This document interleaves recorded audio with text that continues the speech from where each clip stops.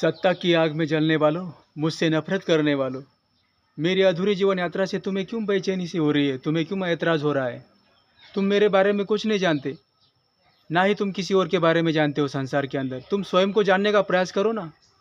बस तुम किसी और के बारे में बस निंदा करना, कुछ गलत टिप्पणी करना, बस इसी तरह इसी ईर्ष्या की आग में तुम जलते रहोगे संसार के अंदर जीवन भर। तुम्हारी सोच विचार धारणा से पता चलता है कि तुम किस तरह के, किस स्थिति के तुम स्त्री हो या अथवा पुरुष हो। क्यों तुम्हें भी एतराज़ हो रहा है मेरी अधूरी जीवन यात्रा में जो लिखान किया है मैंने, जो मैं अपनी वाणी द्वारा बखान कर रहा हूँ? तुम्हें क्यों ऐतराज़ हो रहा है? बस तुम इसी ईर्ष्या की आग में बस जलते रहो जीवन भर।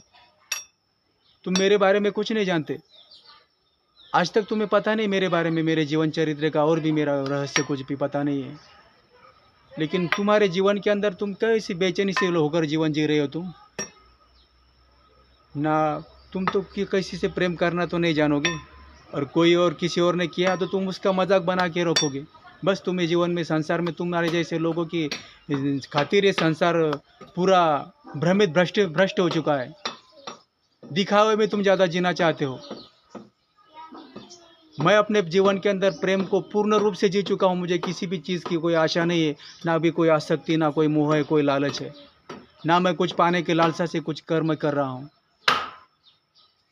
तुम्हें लगता है कि ये ऐसा आवारा होगा, सड़क छाप होगा। ठीक है, तुम्हारी सोच को सलाम करता हूँ मैं, लेकिन तुम याद रखना, एक समय अपना भी आएगा कि तुम मेरे एक झलक पाने को तरसोगे। मैं वादे के साथ कहता हूँ, ये पंच तत्व साक्षी है मेरी इस जुबान के, मेरे इस समाधान रूपी देह के। तुम मेरे एक झलक पाने के लिए तरसोगे तुम संसार के अंदर। तुम देख लेना, एक दिन, एक समय आएगा इसी जीवन के अंदर, इसी मनुष्य रूप की इसी देह के अंदर एक समय आएगा कि तुम मेरे एक झलक पाने के लिए तरसोगे। मेरी अधूरी जीवन यात्रा से तुम्हें ऐतराज़ हो रहा है ना? अरे हमने तो अपनी पत्नी से दिलो जान से मोहब्बत की थी। उसके प्रेम के खातिर, उसकी चाहत के खातिर मैंने आर्मी का रिज़ाइन दिया है। मैं कैसे जिया हूँ तुम्हें क्या पता है? कई साधु संतों के, सन्यासियों के साथ मैं जीवन अपना बिताया हूँ।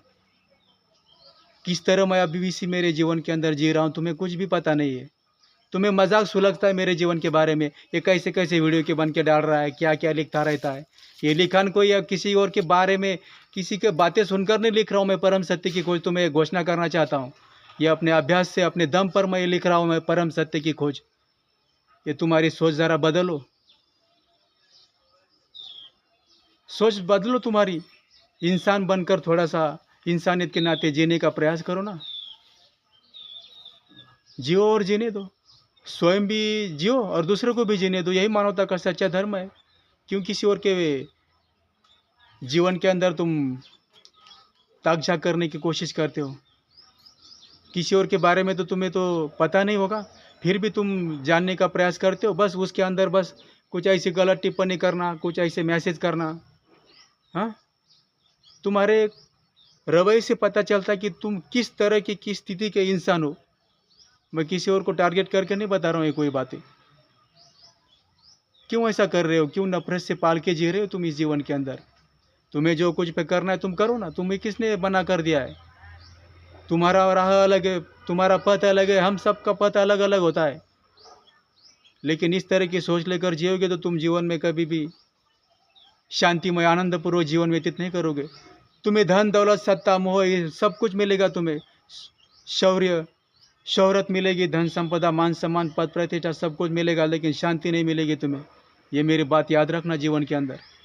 अगर शांति पाना चाहते हो तो हर किसी की सहायता करो या ना करो, लेकिन कैसे इस किसी के अंदर, किसी के जीवन के अंदर ऐसी ताक झाक करने की, कुछ ऐसी गलत टिप्पणी करने की, ऐसी सोच लेकर मत जियो।